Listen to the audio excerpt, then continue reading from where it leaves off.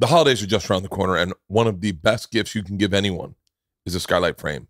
We have given this as a gift 1, 2, 3, 4, 5, 6, 7, 8 times we've given this. No, 9 times we've given this as a gift. I think at 9 or 10, yeah.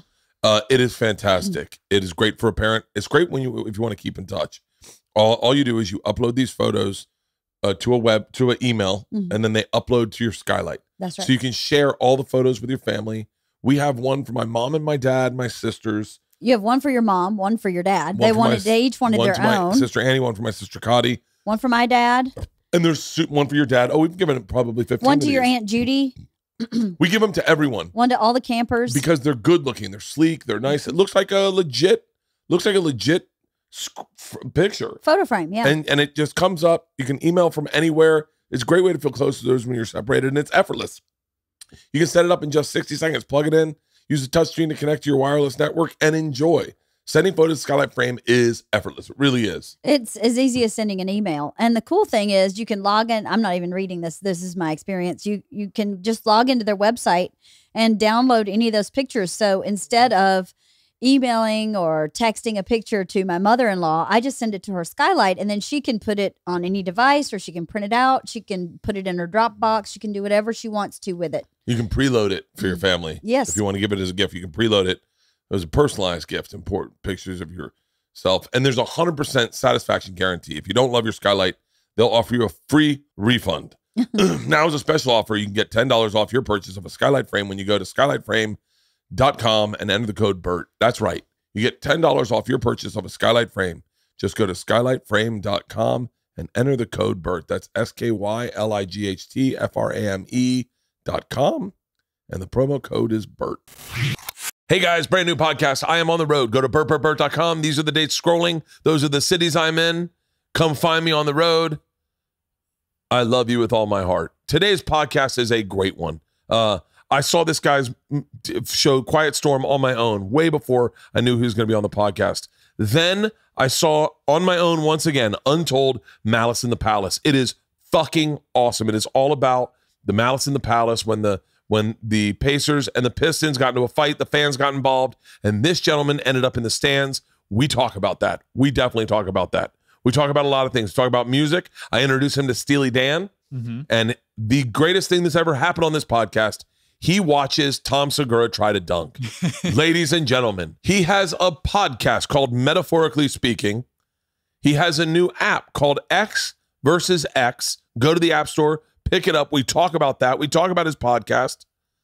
And we talk about everything you want to hear. It is a great pod. We also talk about the loss of his friend, Kobe Bryant, and what Kobe meant to him and what Kobe taught him. It is a great conversation. But like I said, most importantly, he sees Tom Segura dunking, and it's maybe the best thing I've ever done on this podcast. It's so great. That and introducing him to Steely Dan. Without further ado, my friend, professional basketball player, podcaster, philanthropist, businessman, rapper, Queensbridge local, Queensbridge alumni, I guess you'd say, Metta Sandiford-Artest.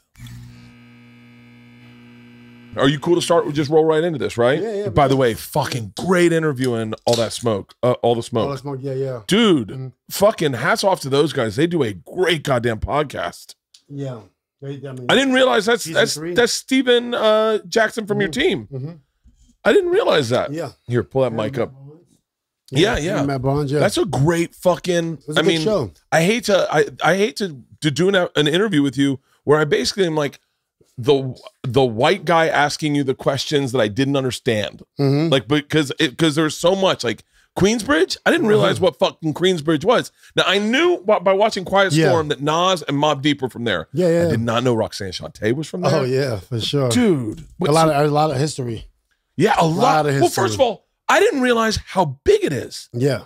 It's huge. You look at an aerial view. Yeah. And it looks like the size of Central Park. Yeah, for sure. So wait, what? So tell me, first of all, how old were you? Did you remember hearing Roxanne? Well, Roxanne, you remember hearing Roxanne? When you were a kid? Do you remember you remember? Of course I do. Where are you from? Tampa. But oh, right. Yeah, but I had kids. So my cousins all grew up in Philadelphia. Okay. I had two cousins who grew up in a place called Norristown, which was a little was a little more diverse.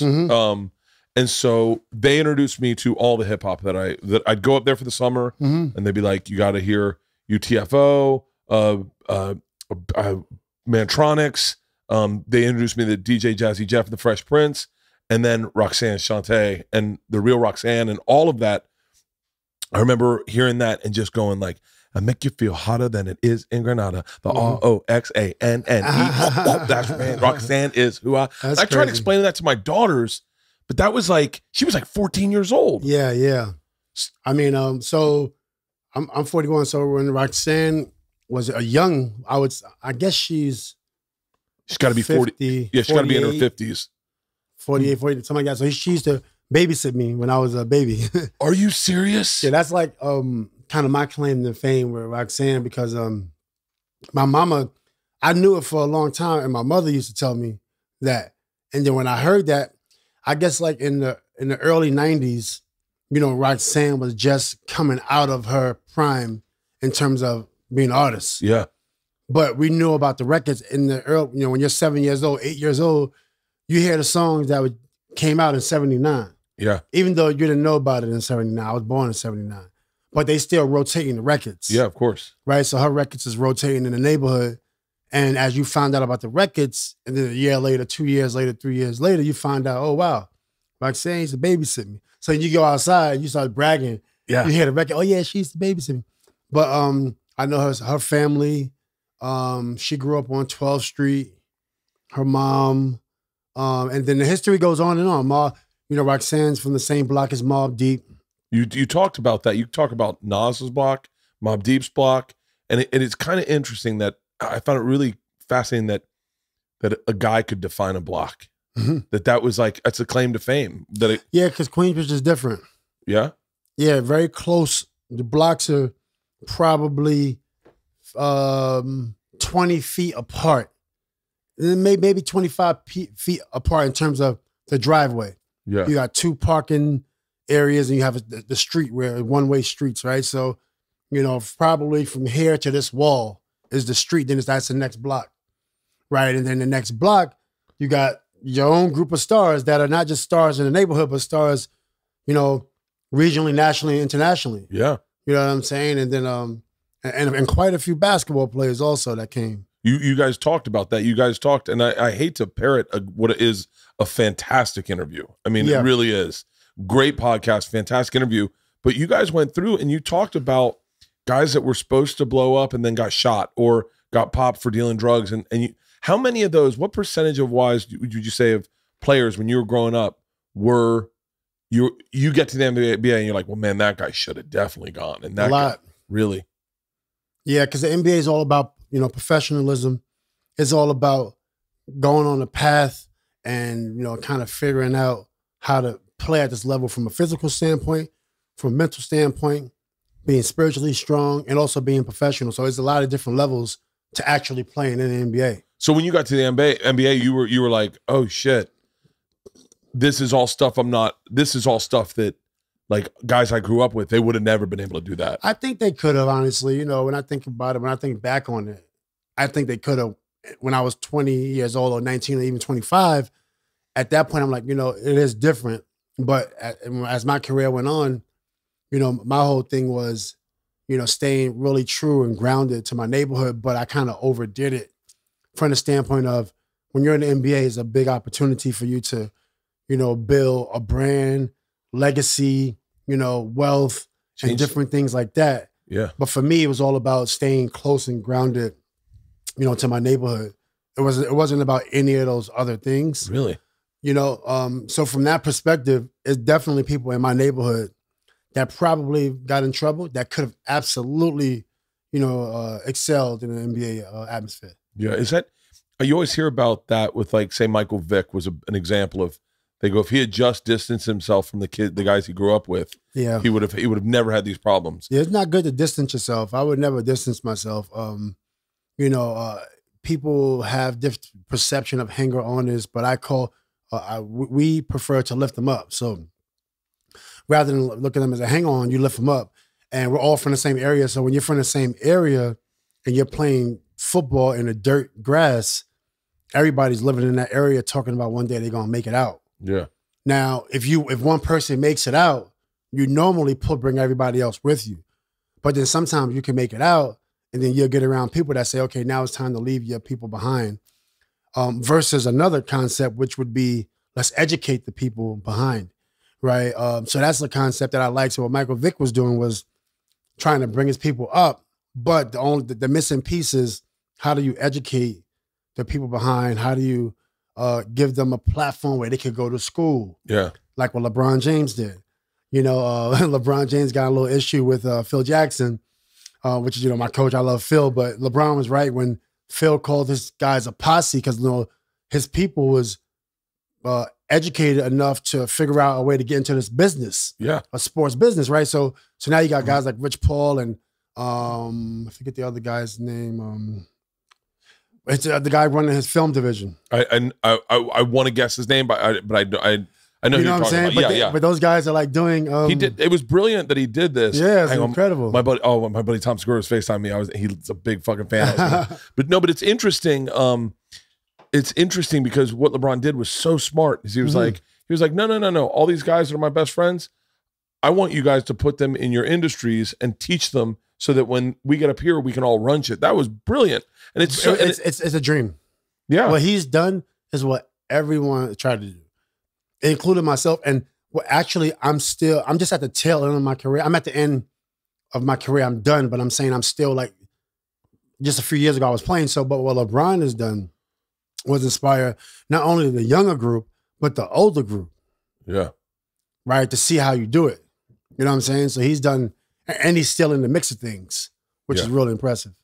My wife I grew up on a lake, and we had alligators on our lake. And my wife and my daughters were saying, were you scared of alligators? And I was like, I actually was terrified of alligators, but it wasn't something that I thought of much. I mean, I'd get in the water in the lake, and you'd always have the idea that you could get attacked by an alligator, but I think I think you might think it's scarier than it is.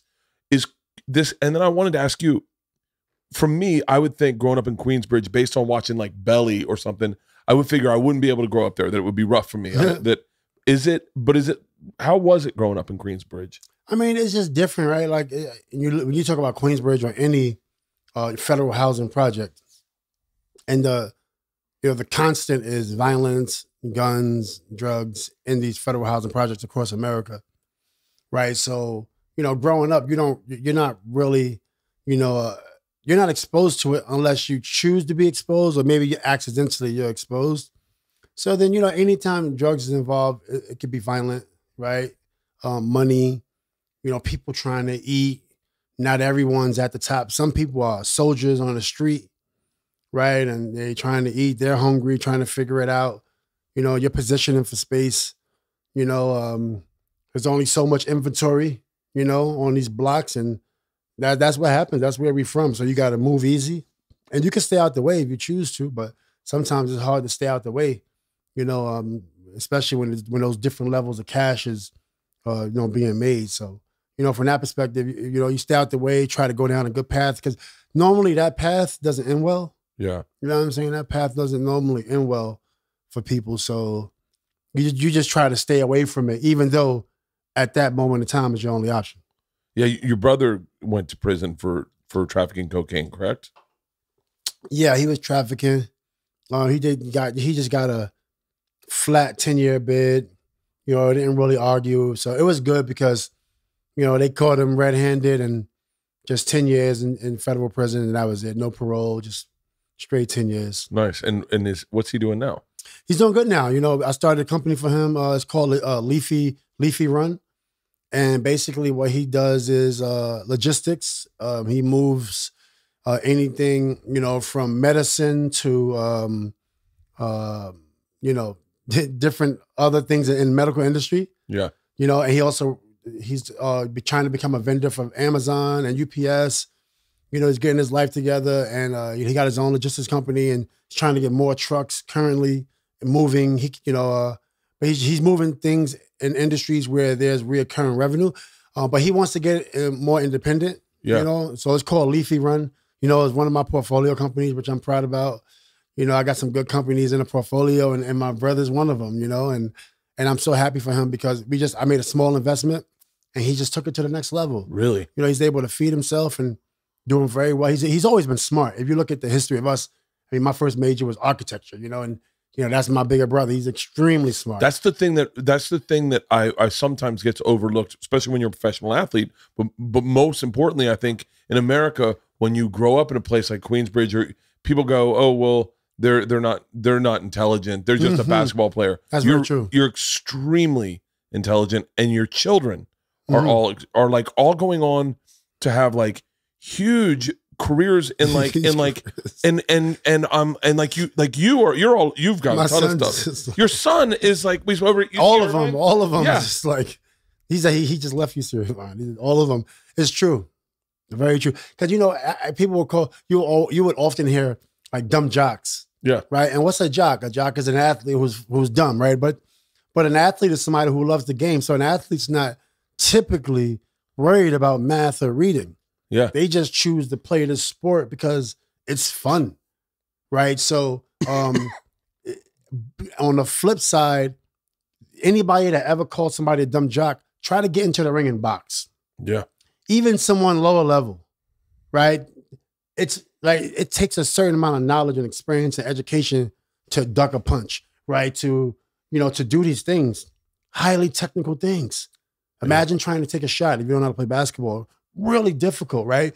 But some people use their physical abilities, or not even physical abilities, physical passions. Because you look at a guy like Berea, he's 5'4". Look at a guy like Muggsy Bogues, 5'4". Yeah. So it's not necessarily your physical abilities. It's like, this is what you choose to do, right? If you choose to, some people could choose to be educated or go to school route, and some people have the opportunity to go that route. So, you know, from that perspective, I always thought about that, and I'm just like, I'm like, when I thought about that over the years, I'm like, wow, that's the ultimate disrespect, because if I chose to go to school or be an attorney, I can. Yeah. If I put all my effort into it. You went back to school. I went back to school just to do what I wanted to do, which was digital marketing. Yeah. I went back to school for a reason, you know, but even my brother's from Queensbridge, right? So he grew up on 10th Street with the block I'm from. We was born on 12th Street, Mob D block. We moved to the next block, you know, and then he was failing. You know, he went to LIC. So maybe, you know, Nas probably went to LIC. I don't know, right? Yeah. So he went to LIC. I got drafted to the Bulls. He got left back. I bring on me to Chicago. And he says, within 1 year, he says, I want to be an attorney. The family was like, he ain't gonna be no attorney. He an attorney. You know what I'm saying? Really? He's an attorney. You know, one of his, you know, representing Stout Burgers, but they have all of them around town. Yeah. Kings and Queens in Santa Monica. Oh, you wow. know, like, and it's just like, that's really incredible. So, and that goes for anyone. Anybody's capable of doing anything. You know, but it's really interesting you said that. Yeah, you are a really fascinating human being. I want to talk about Nas, because I wonder if listening to Nas when Nas comes out spoke differently to you than it would speak to other people. Like what it was like hearing that album was like a game changer. Well, I wasn't like, Nas is more of he's more of a figure and a idol, and this almost like Michael Jordan to us. Yeah. Because he's like Michael Jordan to so many people. Yeah. Now, I couldn't quote his song besides Ether. I can sing Ether. Now I could do I could quote It Ain't Hard to Tell. You know what I'm saying? But my style of music was more headbanger. Yeah. You know, kind of a Mobb Deep style. Yeah. You know, you put out an album, right? I put out an album. I did a couple mainly because Nas and Mobb Deep, you know, because those guys inspired me so much. You know, so, you know, that led me to want to do music, and you know, we all from the same area, so it led me to want to do music. I didn't put enough effort into it, like I should have, like I would have liked to. We had a lot of plates spinning at the time. Yeah, I was focused on mainly defense, mainly locking up, getting better on offense. But the music is something that I'm very proud. Yeah, the music. I'm from Queensbridge. Yeah. Queensbridge, right? Let's keep it going. You know, Let's keep it going. That's crazy. Yeah, I'm gonna admit something it's gonna make me sound like a moron, but I'll own it. I was watching Quiet Storm, and I realized that Metta World Peace was Ron Artest. I knew who Ron Artest was, and when you came to the Lakers, I knew who Metta World Peace was, and I was like, yeah, I know Metta World Peace changed his name, but I didn't realize. And I just thought, I was like blown away, and I was like, what a brilliant move. It's almost like you were a brand new human being. Did you feel like that when you changed your name? I didn't feel brand new. Yeah. Because so many aspects of my life I really love. Yeah. Every one of them.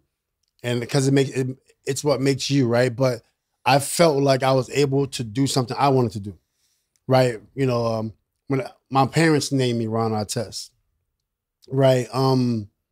People labeled me whatever they wanted to label me, right? That was the time. That era of basketball was a lot of labeling. It was like a lot of people got labeled, and I think I want to say it was like was that right around the time when they were like, all right, you guys now have to wear suits to the games. Yeah, and it was all about we don't like the way our players are behaving. We want them to be more corporate. I was never that. None of you guys were. Some were. No, a lot were. Really? Yeah, for sure. Once they said, put that suit on, guys, put that suit on. I see though, because you got a chance to accumulate this wealth and just do what they say. But I was always a guy that I was like, no way. Because it's very important for you to be yourself. Right? For me, it was about, just staying edgy, staying really close to the hood as possible. Yeah. It's a gift and a curse. It's positives and negatives to it. I wouldn't say I wouldn't do it again, but I would say I would go about it differently. Really? Yeah, I would probably go about it differently. I mean, simple things like I don't want to wear a suit, so I don't have to wear necessarily a hoodie or baggy jeans because I used to like my pants sagging, below my ass. Yeah. But I could just wear this, right? I don't have to overdo it. Yeah, but, right? but sometimes, and you have this, I know you have this, and I have this. I have this hardcore. I get very uncomfortable when someone tells me what to do. And I know you do because I've seen you in so many interviews, and you talked about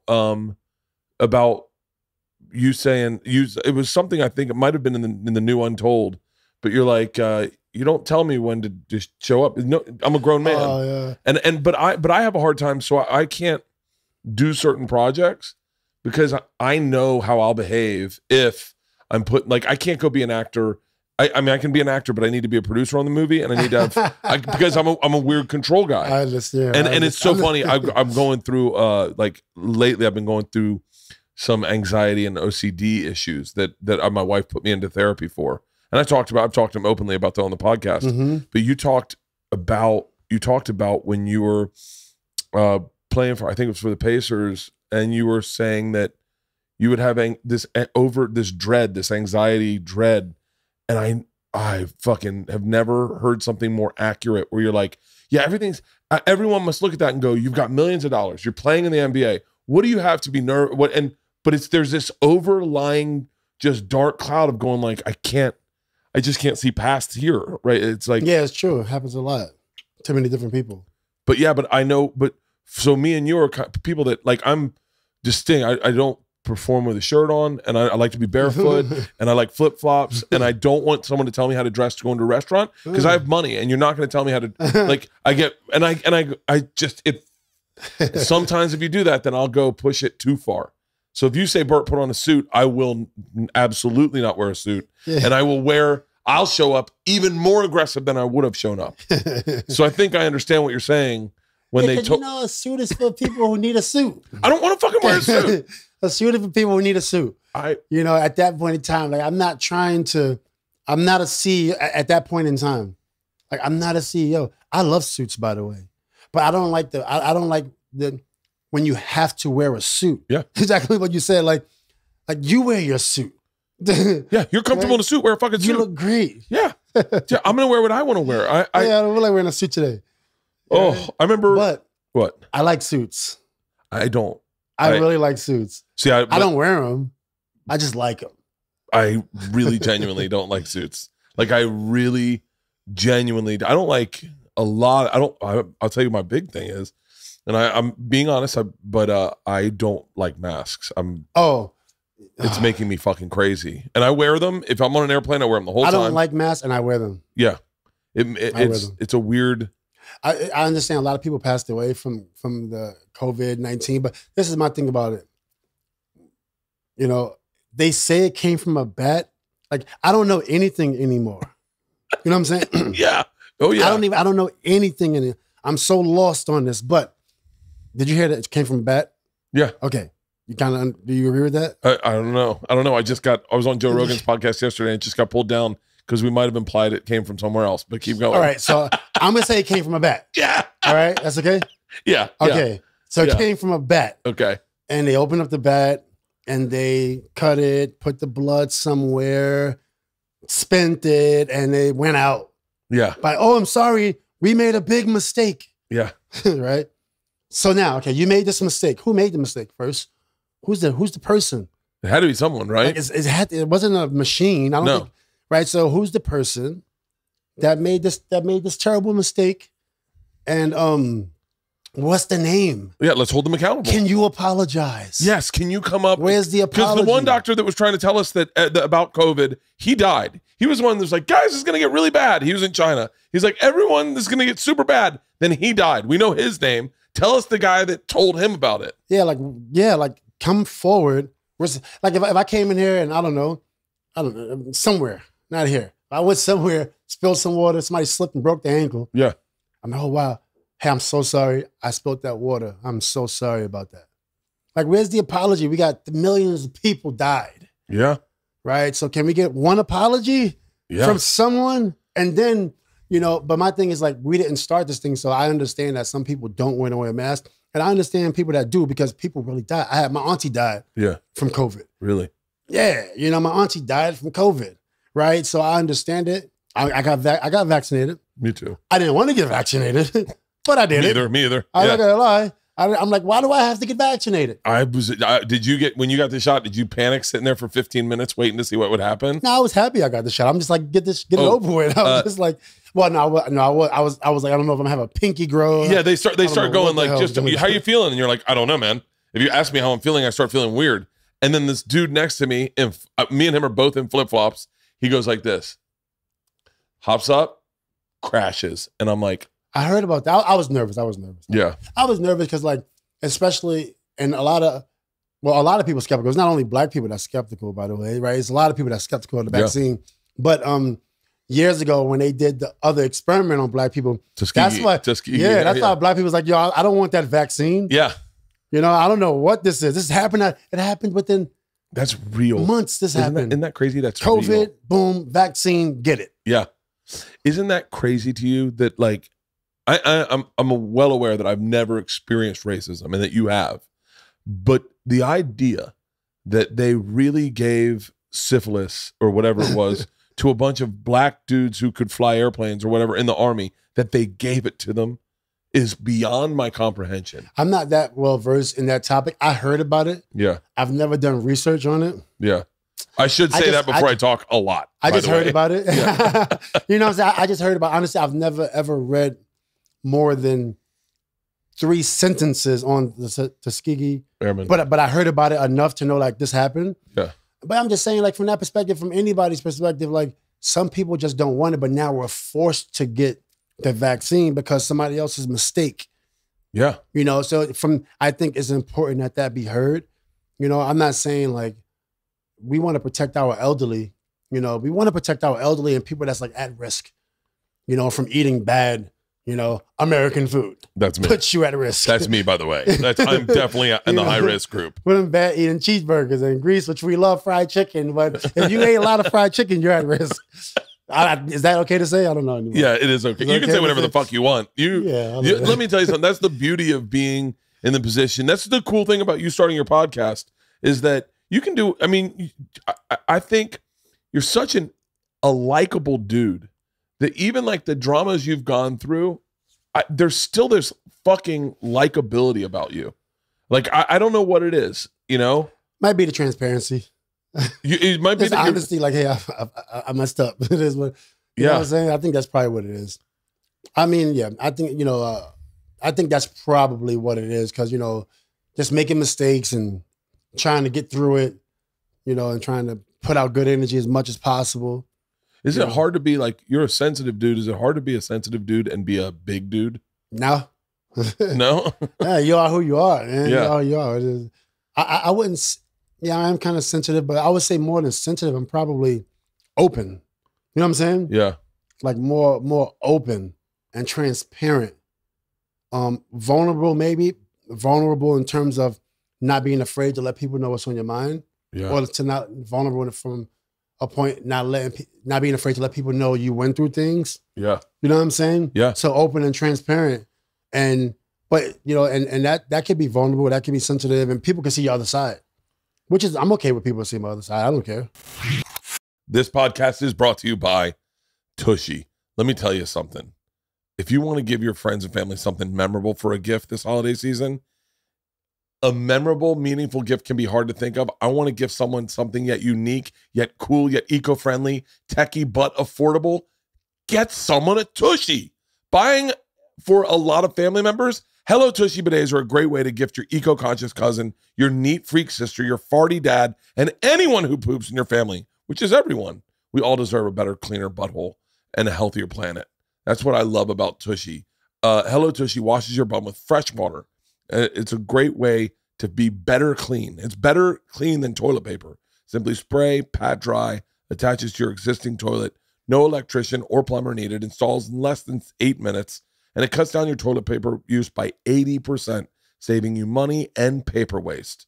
Best way to use the restroom is with Tushy. I'm telling you right now, they have the Tushy system, including the Tushy bidet attachment, the ottoman, the toilet brush, and Tushy stands and tissues. Join the millions of happy Hello Tushy customers right now who take care of their Yule logs the dignified way. Give the gift of a clean bum to yourself or loved ones this holiday season and get 10% off plus free shipping right now at hellotushy.com/Bertcast. Tag us and Hello Tushy on all social medias so we can celebrate your clean bum. That's hellotushy.com/Bertcast for 10% off and free shipping. I know. It feels like the year just started, but can you believe it? The holidays are right around the corner. Make this the holiday you give yourself the gift you've always wanted, a better smile. Oh, I know. It's Candid. Yeah? Oh, this is awesome. While poorly reviewed and insanely priced clear aligner companies use general dentists, Candid only works with orthodontists who are expert in tooth movement. With Candid, the same orthodontist who created your plan can track your progress so you never have to wonder how you're doing. You can book appointments at a Candid studio near you or do everything from the comfort and convenience of your own home. The average Candid treatment is just 6 months, which is insane. Amazing because you went through something similar with a different product and it was like a year and I don't know. I'm not going to. Yeah, it was a year. It was not the best. Yeah. Not the best. I'll tell you right now. You're going to start seeing results before then, and it costs thousands less than traditional braces. And with your aligners, you'll get Candid's teeth whitening for free. That's awesome. Yeah, I'm telling you. This is not a great smile is a great gift to give to yourself. It really is. A straight and a white smile. A really nice, bright smile. Treat yourself to the gift you've always wanted, a straighter, brighter smile. Right now, you can save $75 on your Candid starter kit when you get started from home. Or you can book an appointment at Candid Studio near you. Go to candidco.com/Bert and use the code Bert. That's candidco.com/Bert, and the code is Bert. Take advantage of this limited time offer to save $75 on your starter kit. That's candidco.com/Bert and use the code Bert. Well, you were talking about, in Quiet Storm, you talked about, going to therapy, having a therapist, and it was like, and that was before that was people were talking about that. Yeah, for sure. Way before. What's that like in the NBA? And I'm sure, I grew up playing sports, but like not at that level. But was there like a tough guy thing? Like, what the fuck are you talking about therapy for? I don't think it's a tough guy thing. Yeah. Because the NBA players, every year is a different group of people that's thinking a certain way. Because everybody's evolving. Yeah. Right? So from that perspective, everybody's very receptive. The NBA players are very receptive of anything. Really? It's in the locker room.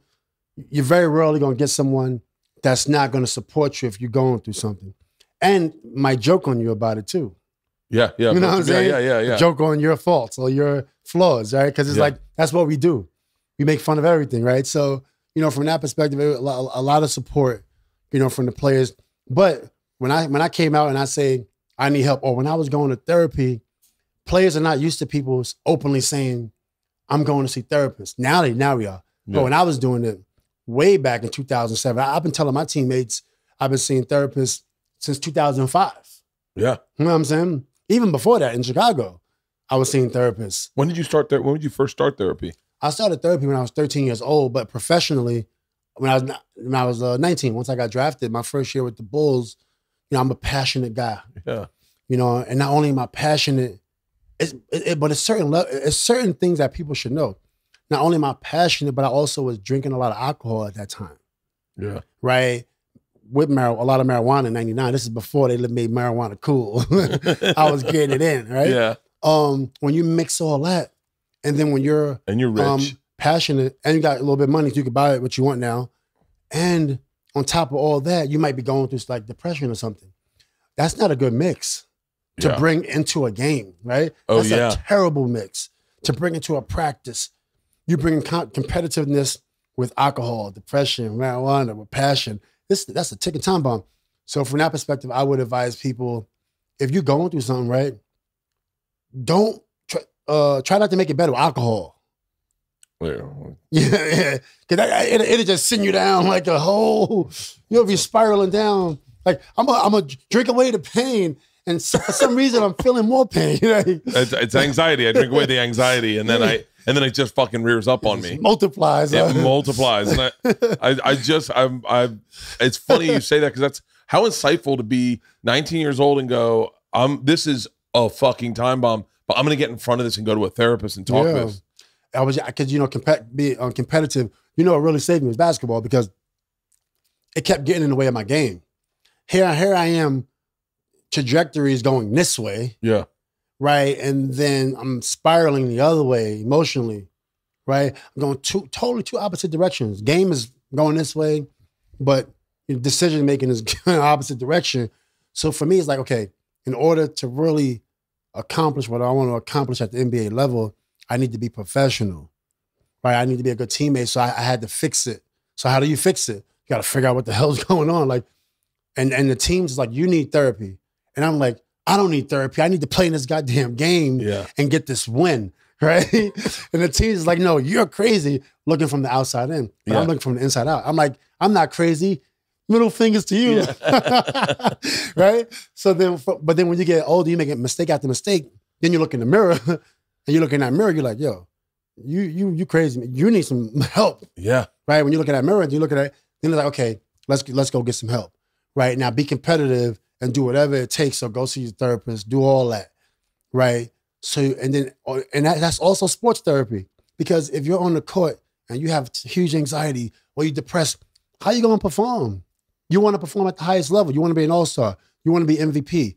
You want to win championships. You got to make free throws at the end of the game. You got to be stable, right? So I discovered all that with help in myself. And then I I told myself, I'm going to let it happen naturally, right? I'm going to see therapists. I'm not trying to change overnight emotionally. I don't care what I'm going through from anxiety to depression. I know I'm going to have anxiety and depression tomorrow. Yeah. I'm in no rush to get rid of it. It's going to be gone one day, right? As long as I keep going. And I just stay with it. And then you fast forward to right before I won the championship in 2009, because my life is surrounded by basketball. Yeah. Right before I got there, I had a big playoff series against the Lakers. I mean, every shot was going in, and I was at such peace in the game. I've never felt this type of peace in the game. Meanwhile, I was suspended, so nobody got a chance to see me in the playoffs. I was suspended. I was traded. I got suspended 2 years in a row, the brawl, and the next year I was suspended. You got suspended the next year? Yeah, I got suspended the first 4 months. I got traded to Sacramento. That's right. Yeah. Oh shit. Yeah. You know what I'm saying? So that's legacies built in the playoffs. You see what I'm saying? Yeah. So legacies built in the playoffs, and I go to Sacramento.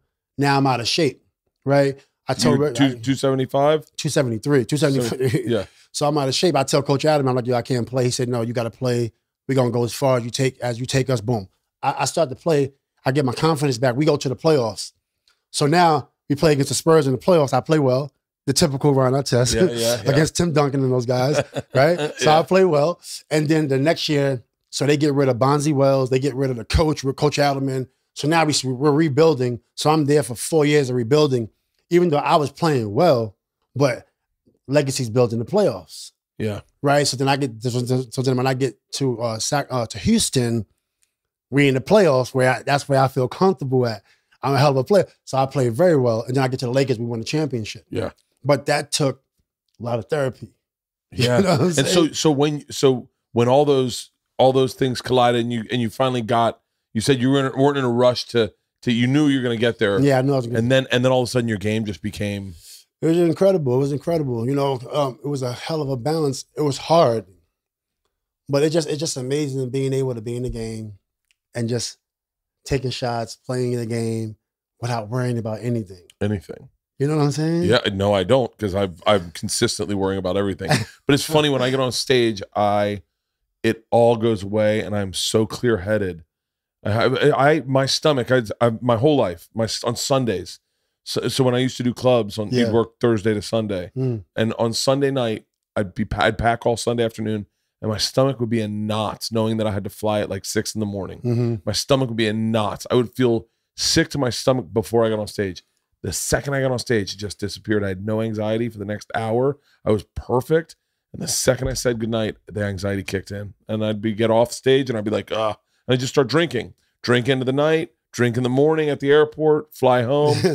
I've come to learn that the drinking does not help with my anxiety at all. For sure not. It's the worst possible thing. Like, I like to drink. Yeah. Now I like to drink more red wine. I used to like to drink, tequila or whatever, but I like to drink red wine for other reasons, but just alcohol in general. Yeah. I'll drink occasionally, but I don't like to drink if I'm not having a good day. Really? Yeah, I just won't touch the alcohol. Like, I like to drink when I'm happy. I like to drink when I'm feeling good. Like, what are we doing today? Yeah. I don't like to drink like, oh, this is a tough day, I need to drink. I'd rather not even touch it. I won't even smoke. Really? No, I won't smoke unless I'm feeling totally good. Really? And I'll smoke all day. No. I'm feeling good. How did you handle marijuana with your children? Did you talk to? Because marijuana's great. I don't care. Fucking you and Snoop. I don't care. My kid's been smoking my daughter's smoking. She's 15 years old. Like, I don't care. Just like do well. Like, I don't care. Just do well. Be a nice person. Do well, and smoke all you want. I don't care.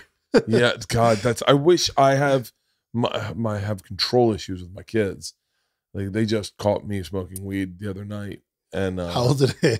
17 and 15, and they were like, they lost their shit because they had asked me one time, we were at a big wine tasting, and they were in the thing with our whole family. My parents were there, my sisters, my wife's drunk, buzzed. And they never see her like that. And they're like, Mom's wasted. And she's like, oh, I'm fucking cool. And they're like, Mom, you ever smoke weed? She goes, yeah. And they're like, you have? She was like, I did. I didn't like it. I threw up. And then they're like, Dad. And I lied to them. I said, no, I've never smoked weed. And if you guys wait till you're 21, I'll do it for the first time with you. No. And I was a lie. I've smoked weed my whole fucking life and done cocaine. I mean, I've done everything. I've done I got mollied in my backyard in front of them by my friend. I've never done anything. I've done mushrooms, weed, alcohol, and I actually did. One time I did Xanax. I'll never do Xanax again. Oh my God, it's the greatest drug in the world. I never did. I retired. I was retired, so I was just like I was like enjoying my retirement, honestly. Yeah. And I just wanted to have a good time. Like, I was reflecting on my career. I said, you know what, I'm gonna have a good time tonight. Yeah. So we just did mushrooms, little weed. He did Xanax, and that was like first and last time I ever did it, and I would never ever do that in my life. Really? Yeah. Xanax? Yeah. Somebody said you should try it. I said, what is it? It says, is it a Molly? I don't want a Molly. No. I said, no, it's Xanax. I said, what does it make you do? I said, you just go into a different world. I said, all right, cool, give me the Xanax. And then I did the Xanax, and I never will ever do Xanax again. Oh, it's my favorite. It's like my go-to drug.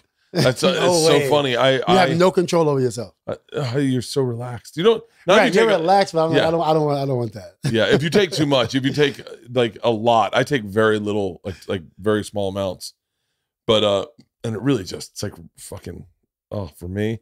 But it's funny, I won't do it. I'm really strict about drugs. And like, I smoked weed yesterday, but and I got blackout drunk yesterday. I got wasted yesterday. I love red wine, man. I love red wine. I can drink red wine like every day. So when are you going to come out with your own red wine? Probably not, because it's going to take a whole nother strategy of design and business, and that's no more businesses. Are you done? Do you feel like you're busier now that you're retired? Yeah, because I'm running my own business, like sports, basketball, and it takes a lot, So I'm not gonna say, it just comes in waves. Some days I'm extremely busy, and then the staff is growing. Some days I'm not busy. Yeah. But every day you're like thinking about how you can help your staff and how you can add value to the business. So yeah, pretty much every day, but it's basketball, so it's fun. It don't feel like, I don't feel like business. Yeah. Was it? I mean, I fantasize about what it must feel like to be 19, a millionaire, famous. I mean, is it as good as everyone that's listening thinks? Like walking into a club, every woman wanting to be next to you. Really? Of course not. Oh, I would think women get listen, some women, when I think about it, yeah, you go into a club. Yeah. Someone want to have a good time, right? Because they just want to have a good time, and they're human. We're human. And then someone want to have a good time, maybe have sex. Someone want to have a good time and just be out in the club, in the area where everybody's at, and just party with their girls and just like do their thing, right? So I'm not gonna say like every woman is like throwing themselves at, Yeah. Maybe a few were, but definitely not everyone. It must have been fun though. It was well, it was fun. Yeah. When I look back at 19.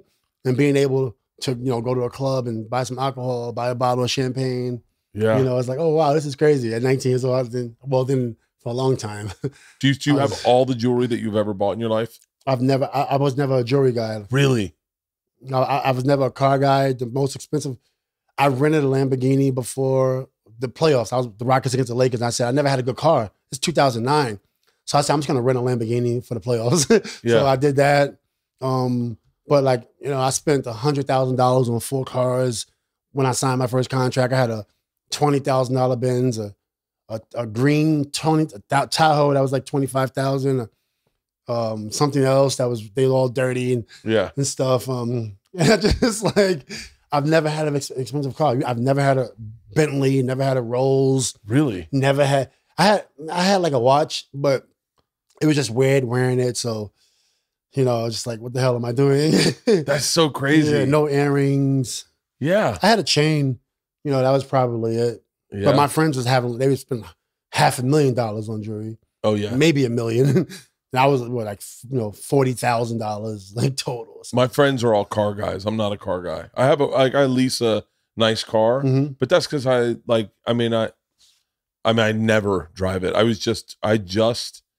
We were talking about it last night. I've had the same tank of gas in it for the last 6 months.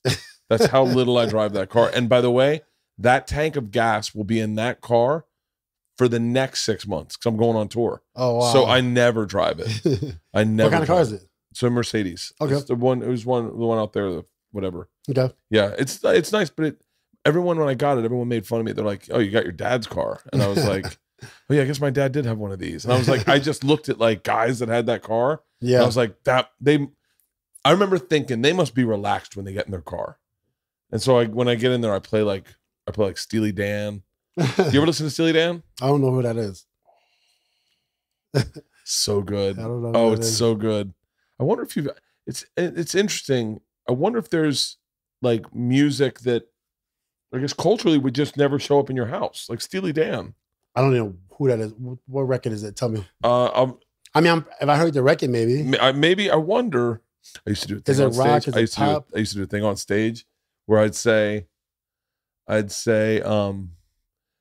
any black person in this room, if you can say the name of this band who sings this song, I will buy all your drinks tonight. and I would play. That's funny. This is the song I would play. I would say this I would say this all the fucking time. And I'd go, I'll buy your entire drink. Do you know this song? I'm gonna try to guess it because I would like a drink. Let me see. that sounds like, great. That's Night Ranger. That's the name of the song? That's the name of the Sister Christian's the name of the song. And who's Steely Dan? That's Steely Dan? No, that's not Steely Dan. Steely Dan is Steely. I'm trying to think of the song that's Steely Dan. Where's that artist from? What part of the country? Who knows? Where do you think? Nashville? No. They're probably here. This is New York. Really? I'm trying to think of Upstate? the song. Okay, this is the song you might recognize from. Hold on, this is Steely Dan. That's crazy. This is who you might recognize this song. Hold on. How about this part?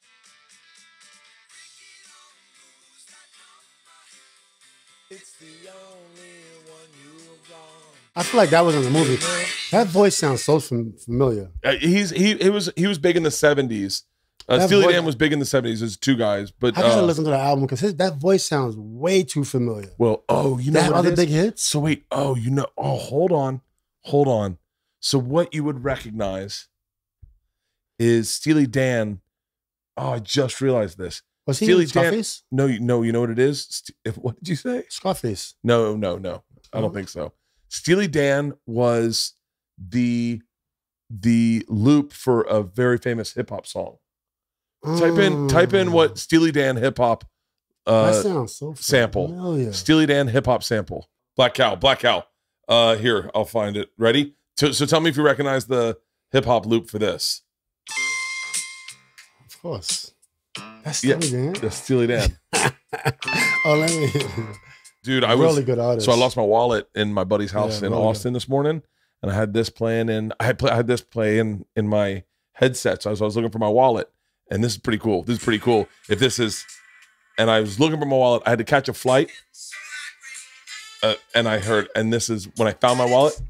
This is the lyric that came up, like a gangsta. That is my fuck. As I found my wallet, I heard this in my ear, right here. I opened my buddy's car. I'm like, son of a bitch, it's not. And I go, wait, maybe it's by the seatbelt. I move the seatbelt, I hear.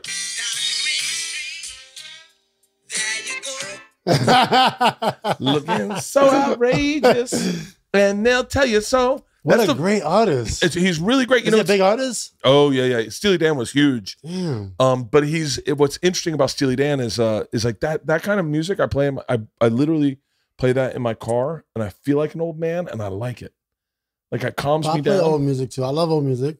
Older music. My mom used to play. Your parents used to play that? No, my parents weren't into music like that. Well, they were, but it was like Neil Diamond, like that kind of shit. Mm-hmm. I wasn't until my dad was into Sam Cooke. It was like, and so I was never into Sam Cooke. Really? I listened to a lot of like old school black artists. Sam Cooke was. I mean, I know his famous song. Yeah, but he wasn't an artist that I got into. Sam Cooke. My dad was listening to Sam Cooke, and Bruce Willis was in a TV show called Moonlighting at the time. And Bruce Willis in the thing said, I just like to have a little drink and listen to some Sam Cooke. And I went, I'm into Sam Cooke. I was in like 5th grade, and I started listening to Sam Cooke in 5th grade. I got a wide variety of artists. Like I like well, if I take it back, like so Alberta Hunter's the furthest I go back. She's like an old school artist. Hey, write these down so I can pick them up. She's so dope. Alberta Hunter, old school artist. She came on the scene like in 1880 when she first started, so there's no recordings of it. And her first recording was 1920. And the songs is about like how guys would treat her bad. And you can tell it was like the era of like coming out of slavery. You could tell like she saw some shit. Yeah. And it was always like Mary J. Blige. Like it was always about a guy. Yeah. Right, kind of, but it was a different vibe. And then you go to like, I skipped a couple years, but I was going through a swing era for a little bit. Yeah. But I skipped swing. Swing was not my thing. That era was not my thing. And then then you go to obviously like Harold Melvin, the Blue Notes. Manhattan's, OJ's. I was with Snoop a year ago. We were doing a TV show. And he has in one of his albums, he says like Harold Melvin the Blue Notes. And I said, wait, I didn't know that was a band. And he was like, oh yeah. And then he got me turned on to that. Mm-hmm. And it's interesting to share music with people is to share a part of yourself. When you go, I hope you like this. This is a vulnerable side of myself. Yeah. You must have seen some cool concerts. Did you ever go to any good concerts? I saw Mary J. Blige twice in Paris with my mom and my daughter. Oh, whoa. And my sister, which was incredible. Hold on, you took your mom, your daughter, and your sister to Paris? My mom, my daughter, sister. We went to Paris, yeah. And we saw Mary J. Blige. That was just so crazy. It was just, I was over the top. I'm a huge Mary J. Blige fan. And then we saw her again here in LA. Now I'm trying to see SWV. I need to see SWV live. I think I saw Boys and Men live, so I think I'm okay there. I think Boys to I Men. saw Boys to Men. Boys to Men and I were for a period of time. We're sharing the same stage. Oh my! They goodness. do the early show. I do the late show. I think that's how it went. And my cousin's from Philly, and so and by the way, I don't think enough people know how influential Boys to Men is on what the 90s music was, or the 2000s music. Like, for sure. Without Boys to Men, you don't have NSYNC, you don't have Backstreet Boys, you don't have 98 Degrees. I mean, Boys to Men was like, it's always been guy groups. Right? Yeah, but they were amazing. They brought it back. They were amazing. They were different, all vocal. Yeah. You know, they wasn't really dancing, just passion.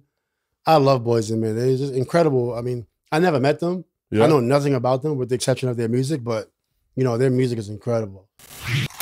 If you own a business, you know there aren't enough hours in the day to waste time playing phone tag. The list of customers you need to reach doesn't get any shorter, especially when business is good. That's why local businesses everywhere turn to Podium. Podium makes every interaction as easy as sending a text. So everything that makes your business great can get done faster. Podium isn't just a better way to communicate. It's a better way to do everything. Gathering reviews, collecting payments, even marketing to your customers. Podium makes it all as easy as press and send. That's it. Pressing send and you're done. You won't just free up more time. You'll grow your business and get more done.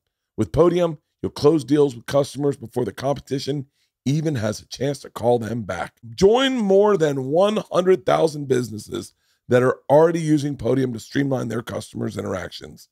Get started for free at podium.com/Bert or sign up for a paid Podium account and get free credit card reader. Restrictions apply. That's podium.com/Bert. Leanne has the best bed in the house. Yeah, I do. We have a sleep room for Leanne when I snore. Yeah. And it's the best room in the house because it's the best mattress for sure. It's because it's a Helix mattress.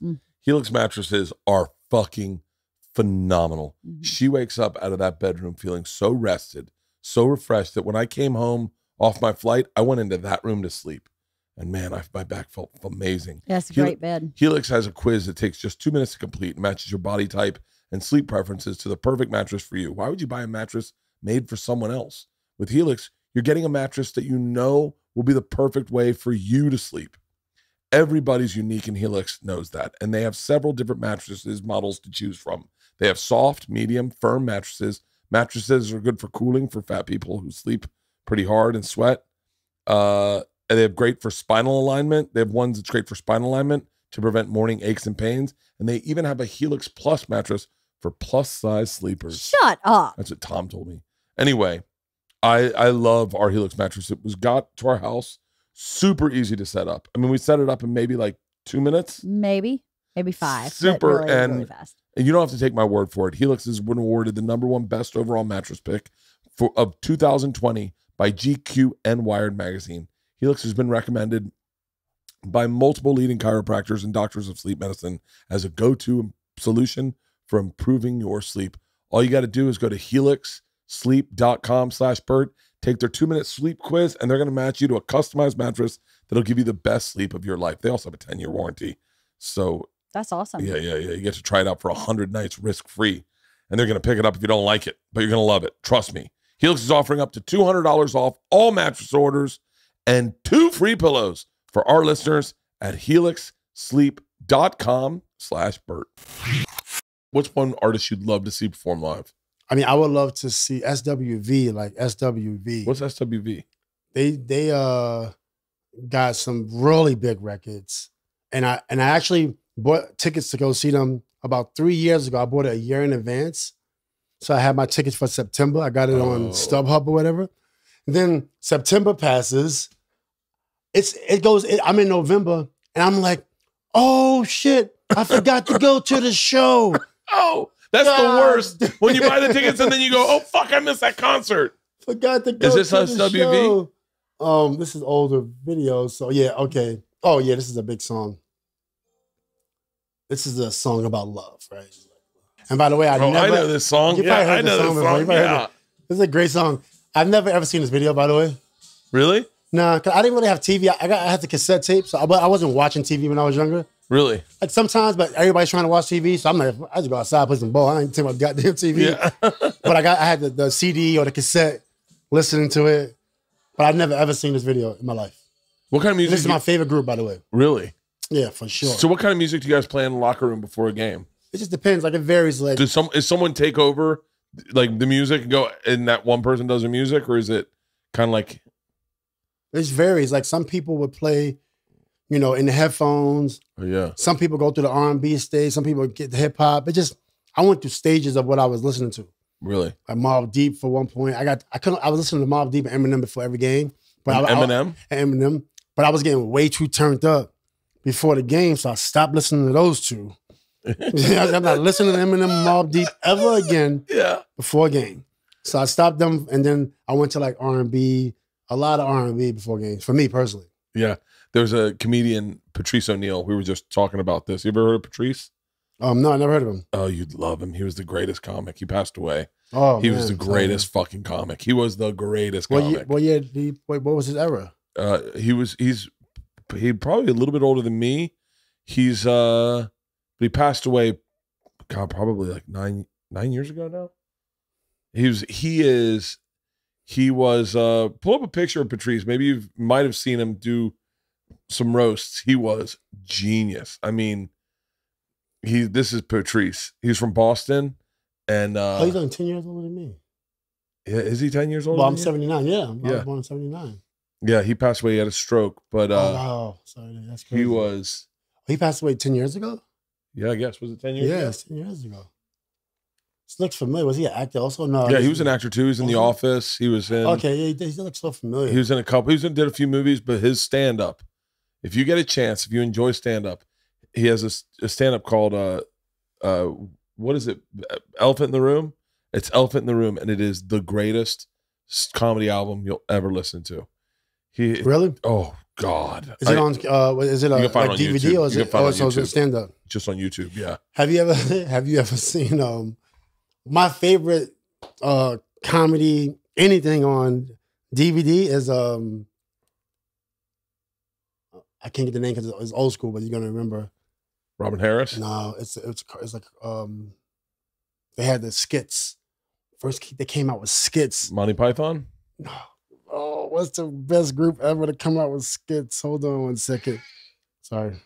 Did you just make a phone call? No, it automatically I had an automatic call, but what was the phone call? I mean, what was the group?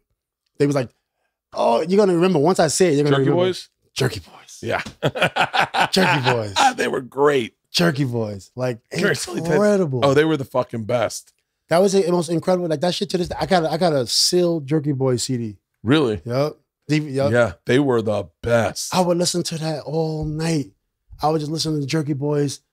And the phone skits before was phone skits. They were just so. Who are those guys actually? You haven't seen their faces? Oh yeah. They Rizzo, Mike Rizzo they're all over. Really? Yeah, they did some live shows, I think, but they were the best, man. They were the best. Is that him?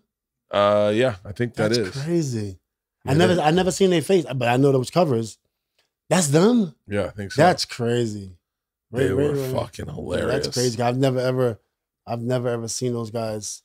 So so what was I want to ask you about your app. I want to ask you about your podcast. Yeah.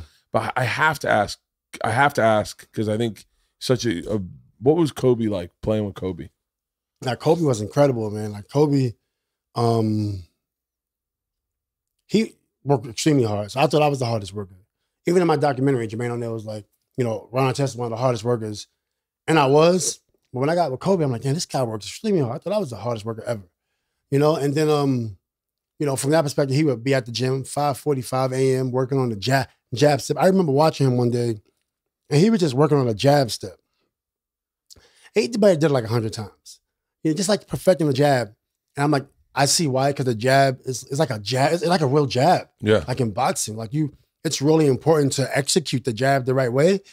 And I was like, this guy is incredible. He would work on one move a lot, just like do the same move over and over. The next day he's working on something else. And was very well prepared. When you prepare that well, you don't really have to worry about anything. And I actually called him one day because I was trying to give some encouragement to my players when I was coaching. While I was playing, I was coaching. And I was like, Kobe, how do you get so confident? I just texted him. I was like, how do you get so confident? Like, where does that come from? Like, 'cause I want to hear it from somebody else's perspective. Yeah. I know where it comes from me. And he just said preparation. And he was really good at one-word answers that made sense. Even though we would have some conversations, but he's real efficient, really busy. Yeah. So he would respond, and he would say, and he would give you these efficient and to the point ways to follow through and help you out and different things like that, from business and everything. He would be in the back of the bus, and I asked him a question, and he'd literally quote a Jay-Z lyric with what I asked him, and it made sense. Yeah. You know what I'm saying? Yeah. Within seconds. Wow. You know what I'm saying? I thought that was interesting. Yeah, very interesting. I thought it was interesting. You could quote a Jay-Z lyric, nobody else lyrics, maybe some Nas. Yeah. Maybe some Nas. But very, like Nas, I might have heard him say a Nas quote, and he loved Nas. But I might have heard him say a Nas quote, I don't know, 2 or 3 times. Then tons of Jay-Z quotes. Really? Yeah, he's really like, just really witty like that, you know? So really, I learned so much from being around him. Yeah. And he also believes that in your 40s, he said, that's when you hit your prime. He would always say that. Really? He said, I can't wait to turn 40, man. We're about to be 40. I thought that about to be on. I thought that about comedy. I was like, when I turn 40, I'm gonna have a career. Mm-hmm. I got to be 40. Because in 30, and when I'm in my 30s, I had nothing to say of any value. Like all my perspectives were fucking half. There was no perspective. Yeah. And I turned 40, and my comedy got better when I was like 45. I guess I think I got really good at like 44, 45. Yeah. I mean, I feel great at 40. I obviously not the athlete I want. I'll go to the court and I'll just look at the rim, and I might feel good that day. Then I'll try to dunk or think about it. Sometimes I get anxiety thinking about dunking. Oh, can you know what I'm saying? Pull up Tom's dunk clip. My buddy Tom tried to dunk, and it ended horribly. It might be the worst dunk that's ever happened. Are you okay watching someone hurt themselves? I mean, yeah, let's do it. Okay, yeah. So his name's Tom Segura, and this is him dunking. See if you can find the actual dunk. Oh boy, it didn't end well. He looks in pain. Okay, back it up. Is that an arm? He hurt his arm? Yeah. Watch this. He ruptured his patella. Oh no! Oh no! Did I? I heard it. Oh no! That's his hands backwards. Oh. What the fuck happened to his arm? His knee and arm? His knee and his arm. Luckily, I was there to turn it around for him. Oh my goodness. Yeah. How did you do a knee and arm? I guess he was too overweight and his patella just ruptured. But what about the arm? He tried to catch himself. Oh my goodness. That's rough. You played a lot of basketball. Have you ever seen anything like that? Not the knee and arm at the same time. No. Oh. No. Yeah. Oh. I know. Oh. Okay. It might be the worst basketball injury ever, right? That shit's insane. That might be the worst basketball injury ever. God. It's insane. Oh my goodness. He's doing better now. When did this happen? This happened about a year ago. That's way too recent. Yeah, he still has to wear a brace if he exercises on his knee, and he had nerve transplant surgery in his arm because the break was pretty severe. He tried to dunk? He tried to dunk. Did he ever dunk in his life? He was trying to dunk on a 9-foot rim there. Did he ever even dunk? Did he ever touch the rim in his life? No, I mean, he got a couple good ones in, but that's the last. You ever seen him dunk? On a 10-foot rim? No, not on a 10-foot. On that rim. Yeah. That's insane. Yeah, right. How does that even happen? Like, how is it? When do you know it's time that your patella is going to go out? I don't know. You know what I'm saying? Like, at what point in time is your body saying, today is the day that your patella ruptures? Your patella is going out. That it exploded. And that's what happened is he went to jump and his patella just exploded and he had no leg to lift with. Pretty aggressive. Well, that's pretty crazy. I mean, I saw a couple injuries like that. That was pretty freaky. Hold on. What's that? Is that him on there with Joe Rogan? Yeah, so he's talking through That's crazy. He's talking about his injury with Joe. So I was playing basketball with him that day. We were doing a dunk contest. Did you dunk? Yeah, but we started on a lower rim. Okay. And then... Oh, Tristan was there too? Yeah, you know Tristan? So he was there that day? Yeah, he was there. Oh, Tristan. Yeah, he's great, right? He's a good dude. Yeah, so... Good guy. We played Tristan 2-on-1. He beat us. And then... Oh, wow. Yeah. Man. Is that you? That's me. You got no left hand, huh? No. You went left with your right hand. Yeah, I went left with my right. Yeah, I got no left hand. So, here, go to our dunks. Are our dunks on here? I guess not. I used to play basketball. You going right. Oh, look at that. Go. Oh, put it back in the right. Yeah.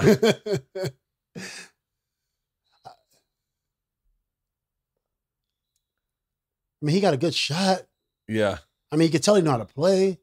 He This must have been his first time playing basketball since he. In a while. Yeah. Here, that's me dancing. We don't need to see that. So, so tell me about your podcast. What got you into starting a podcast? Well, actually, we did a podcast 7 years ago. Really? Me and my boys, we did a podcast, but I never had the outlet to get distribution, or I didn't know anybody in entertainment to make it happen how I visualized it, envisioned it. So we did a podcast 7 years ago called Metaphorically Speaking.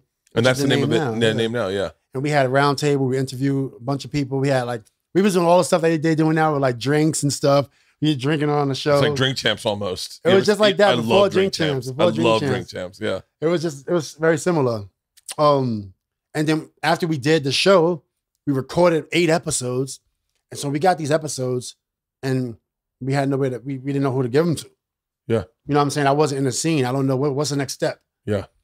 But I knew I wanted to do podcasting because I wanted to talk to different types of people, about different types of things. Well, you're in the prime of your life right now, the prime of your life.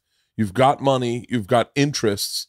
I mean, it's like, honestly, quite honestly, I believe that's what happened to Rogan.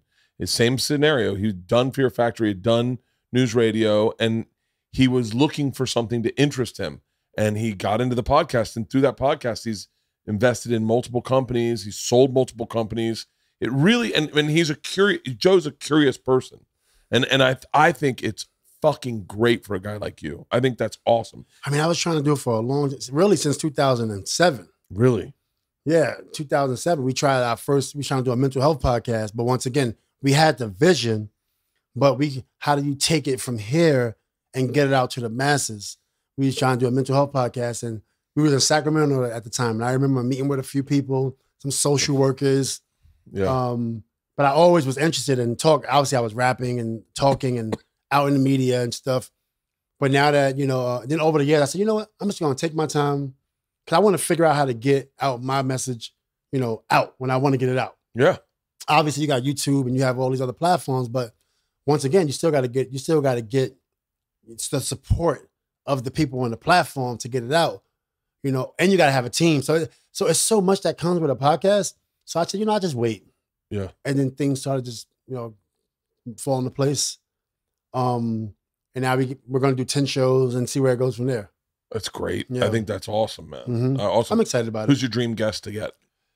Dream guest. It's not a person, it's a topics. Really? Yeah, I like racist topics. Yeah. I love racist topics. I love not from a bad perspective. No. I know. A curious perspective. Listen, my favorite thing in the world is to talk about race. My favorite thing in the world is to talk about cultural differences. Yeah, I love that. It is. You know, as a white comic, you'll make jokes, and I remember making a joke. The joke was, it's racist they don't make black baby powder. Like they should make. All they make is the white stuff. A white guy gets a rash, it blends in. Black guy gets a rash, he's got to ghost ride the whip. And then I was like, they should make 8 different shades of black baby powder. Call it Magic Johnson and Johnson's. And then Warren Sapp told me, he goes, they don't make it because we don't have a problem with moisture the way you guys do. I was like, what? He's like, our problem is retaining moisture. I miss those jokes too. I miss racist jokes. You can't. When I grew up, obviously we don't like racist people. Like right? We don't like oppression. Like, we don't want that. But like back in the days, like you can make a joke about anything. Yeah, you can't make a joke about nothing. I'm like, we need a room where, okay, if you don't like edgy jokes, turn your television off. Yeah, I agree. Get out the room because we about to go in today. I miss those jokes. I've heard some brilliant, even about myself. Like I've heard some brilliant jokes about race throughout the years that I've been like, that's fucking great. Maybe not racist jokes, race jokes. Race jokes. What you want to know is it comes from a good place, and you want to know that there's no ill intent. And the weird thing as a comic is you want to make sure that your audience gets what you're saying. And it's funny. Like I think it's funny if you stereotype someone. Yeah. You know, I mean, from a comedic yeah. Right. I thought point out everyone's differences and make light of them is completely fine. And I mean, as a comic, you always want to take the big swing and hope you get away with it. And I've taken some really big swings. I was in Chicago one time, and there's a dude. His name's Romeo Gold, right? And he is covered. He is head to toe in gold lame, right? It's like a dashiki with matching pants and matching shoes, and he's got his hair done up like Cat Williams. Like he's good, is a flashy looking guy. He's in the front row, and I go, you're a good looking man. I go, I like the way you dress. He has a cane with him, and he stands up and he goes, the name is Romeo Gold, and obviously it's not his real name, I'm sure, but I go, that's a great name, and he goes, it's a great name, it's my real name, and I went, really? He goes, yes, and I said, well, I go, with a name like that comes great responsibility. I go, when you were a kid, did your dad sit you down? And then I go, I'm just kidding. You're black. You don't know your dad. And the place went nuts, right? And Romeo starts laughing. I go, hold on. And it's all white people. They're booing me. And I go, hold on. It's a joke based on statistics. I go, let's find out if it worked. I go, Romeo, did you know your father? And he goes, I never met the man.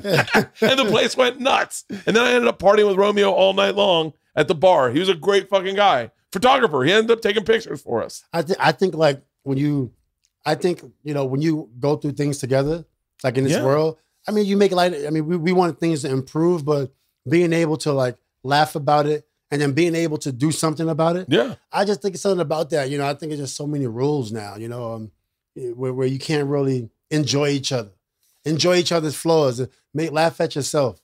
Yeah, and then you get to know about someone actually. Well, you let me know, and I'll load your podcast up with a bunch of comics that'll tell just all good. You'll have a I actually went to a couple of shows over the last year, and I think it's coming back. Oh yeah, Bill Burr. You ever seen Bill Burr? Yeah, Bill's edgy. Bill's the fucking best, man. He is the best. He's told jokes where I go, like the premise, I'm like, what the fuck? Today's program is brought to you by Athletic Greens. I got Athletic Greens in here. You do. It's so nice when you're on the road to be able to put one scoop, I think in 8 ounces of water. Yeah, that's right. And to know that you're getting all the stuff your body needs to be healthy. For me, it's a no-brainer.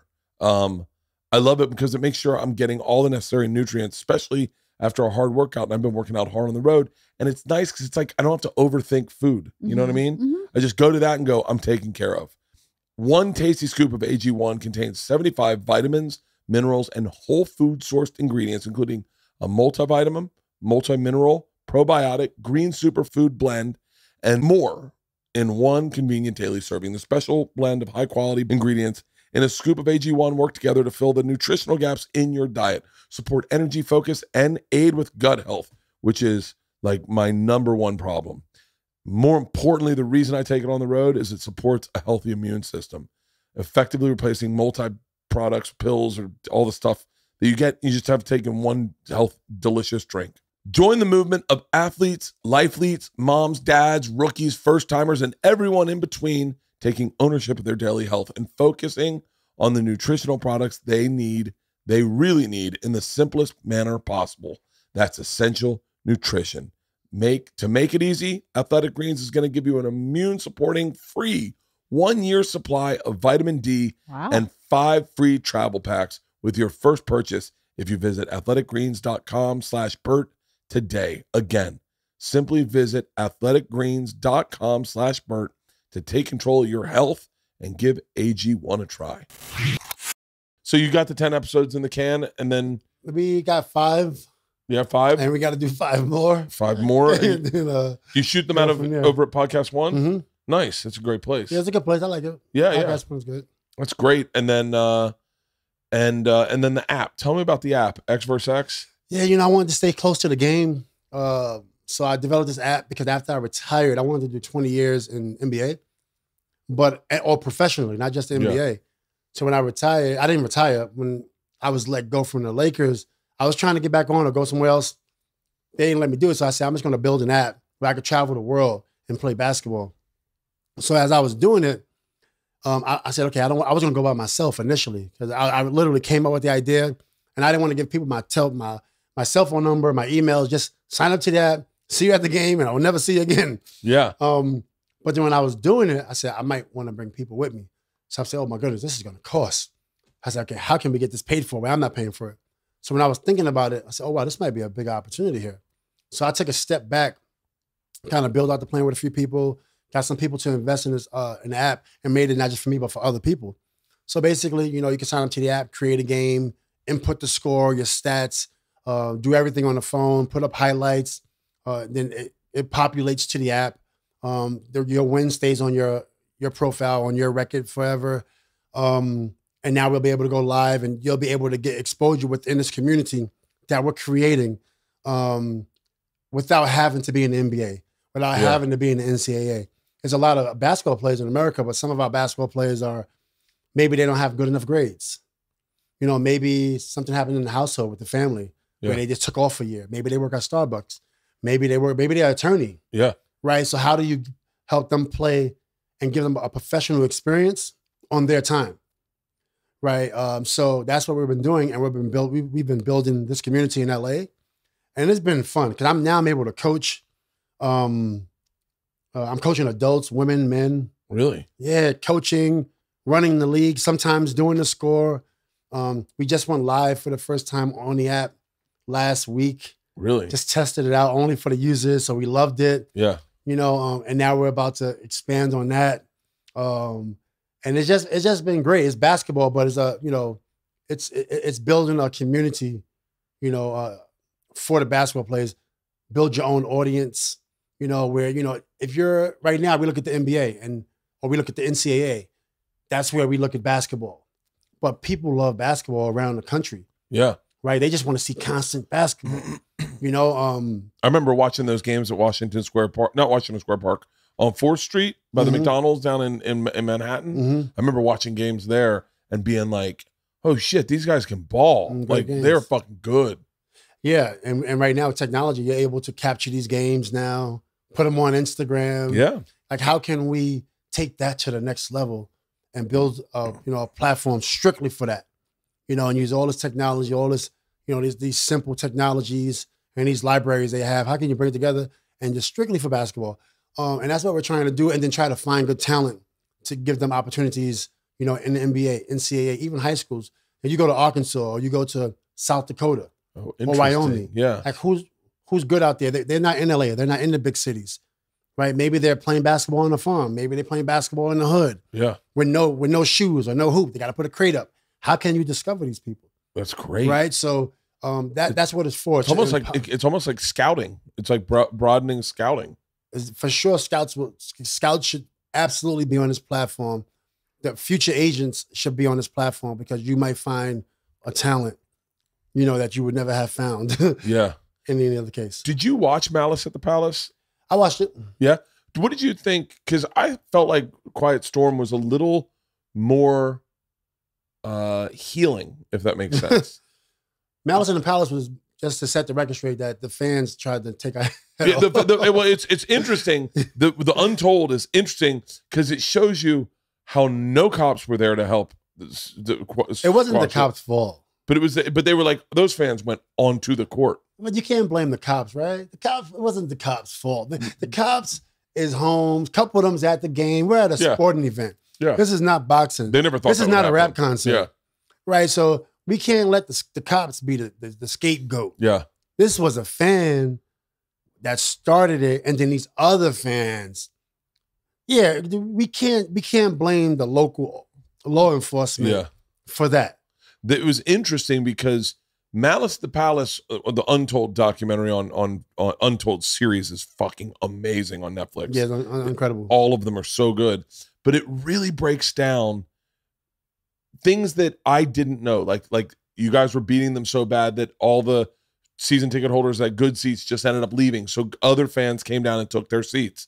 And that, but in Quiet in the Storm, didn't it say that you had reached out to the guy that threw the beer at you? Yeah. John Green. I reached out to him because just like my thing was, I was very upset for years. I'm saying, you know what? I'm just gonna get over this because I just thought it was really dangerous that when I watched it, I'm like, this could potentially turn to a race issue. Yeah. When I watched it. Oh. Right. And over the years, and then meanwhile, I already have philanthropy going on at that time. Yeah. I already was doing philanthropy even when I was going through all that stuff. Yeah. So my mind, that's what I changed my name to Mental World Peace. I kind of opened up the world for mental health. Like, it's kind of what I like to do. Right. So from my perspective, I said, I'll reach out to him and we'll do something together like this. Yeah. And kind of change the world, Yeah. Right. That changed the world right there. This is a big incident. So initially, that's why I reached out to him. I said, and then he agreed, like, hey, let's do some positive stuff. And he agreed. But like, once again, we was never able to get it out because, you need power behind you all the time. Yeah. I went to brands to, hey, I'm not about to pay out of my pocket for us to go travel. Yeah. And this would be big for your brand. And we both want to do it. And I thought it would have been big.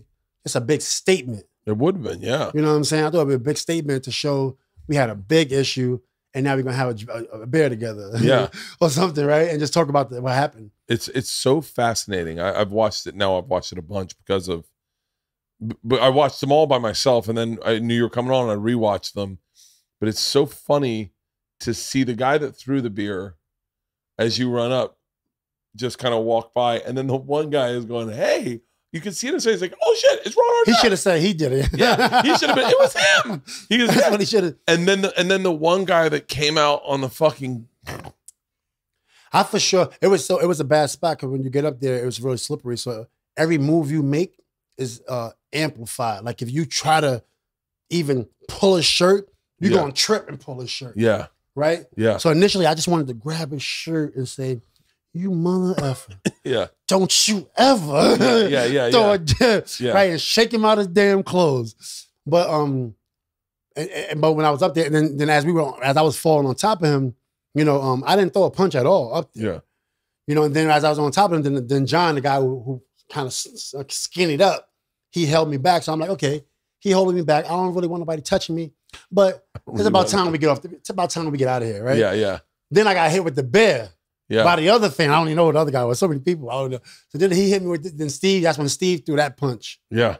When Steve threw that punch, then the other guy hit me. Then John, the guy who did the bear. Really? Then he started punching me. So I'm like, the guy's actually pulling me off. Now he's punching me. So I'm like, then I'm trying to size him up. Oh my God. But I can't quite get my feet. Yeah. I can't see him. So I said, okay, just throw a punch. So I just throw a couple punches and then I just get out of there. Yeah. I'm like, damn. I wanted to stay because I'm like, guys, this is my fight. Like, get the hell out of here. Yeah. You guys are gonna get in trouble. I've been in trouble. I know how this works. But then I left, and then I looked up. I'm like, oh my goodness, Fred Jones is in the stands. David Harris is in the stands. I think not Reggie Miller was in the stands, but the big guy from the Detroit Pistons was in the stands. Ben Wallace, Rick Mahone. Rick was in the stands. Yeah. And then I get back down to the arena, to the court. I was really upset. So I'm like, yeah, I just whooped somebody's ass in the stands. I'm kind of on the court. Everything is good. Yeah. Nobody's gonna touch me again, right? Yeah. I proved my point. I get these two little people coming to me. Two little people, yes. They wasn't little, they was big. The one guy, they were fat, but they were much shorter than you. They were short, but they were big. That one, they tried to jump me. That one, yeah. It was such a bizarre, like it was crazy. His body language as he stepped to you was so, it spoke volumes. He does that little like step, and then he just proceeds to get knocked out twice, I think. Yeah, I was like, are you serious right now? I just couldn't believe it. And then, so after, you know, it was so much beer on the floor. Yeah. And then we tried to attack the guy, and then Jermaine hits him, and then it was just a crazy night. And then, we walking back to the arena. You just don't know what's happening. So I'm just like, I didn't even know the cops was coming to mace me.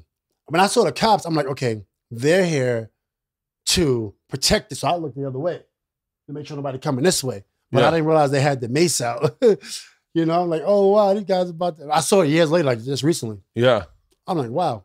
Then Jermaine got a lot of other content that nobody saw. But we got so much content that we didn't see in Untold. Yeah. That I watched it, I'm like, wow, this is really wild. But, I'm glad we're on the other side. Yeah, yeah. It's really happy we're on the other side. Yeah, I'm really happy for where you are as a fan. Because like I said, I knew who you were, and then to know that you're also a Mettaphorically. Yeah. I'm such an idiot, man. But I'm really happy for you, man. It seemed like you're killing it. You're absolutely killing it, and continued success. Yeah, and like I said, if you ever need a bunch of comics on your podcast, I'll organize the posse. All you got to do is give me the names you want. I'll get us all there, and we'll have a blast. Absolutely. Hey, thank you for doing this, Ron. Thank you, man. Metta, I'm sorry. It's all right. Thank you, brother. Thank you very much. Thank awesome. you.